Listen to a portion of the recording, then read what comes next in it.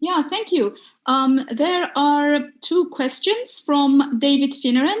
So one of them is actually partially answered, I think. So he says for both speakers, what could be the added value in RECs that include certification on the traceability and impacts of proceeds in quality climate change projects? And in example, renewable energy expansion, EV fleets, microgrid networks, etc. So if any of you would like to comment on that, I will give the floor to you. But before that, I want to combine it with the second question of David.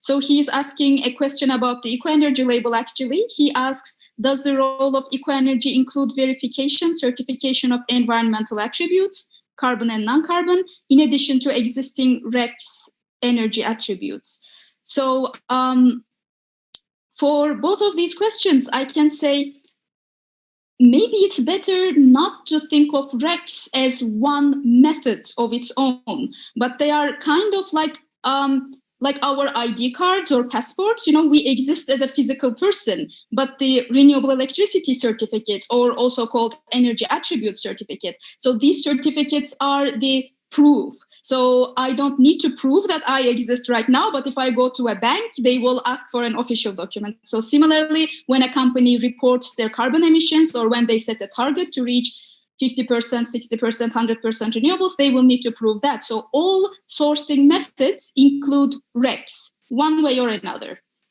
And what could be the added value?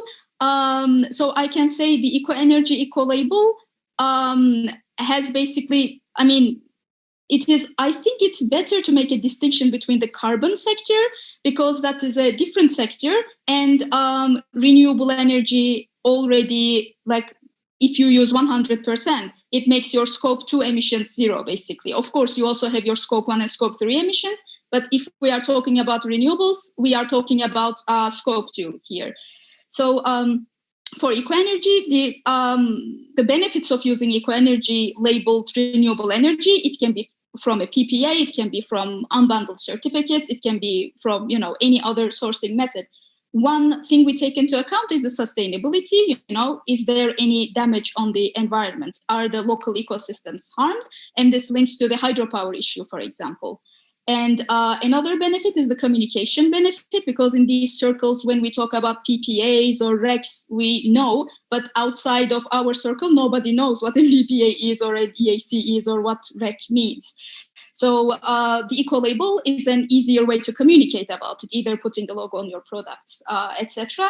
And also, we are a civil society organization, we are an NGO, and we promote the use of renewables, and we share information about the market in emerging markets as well. So these are what I can say from EKOenergy's point of view, and we obviously encourage companies who use EKOenergy labeled renewables to also convince their supply chains to start using, go one step further than using simply renewables.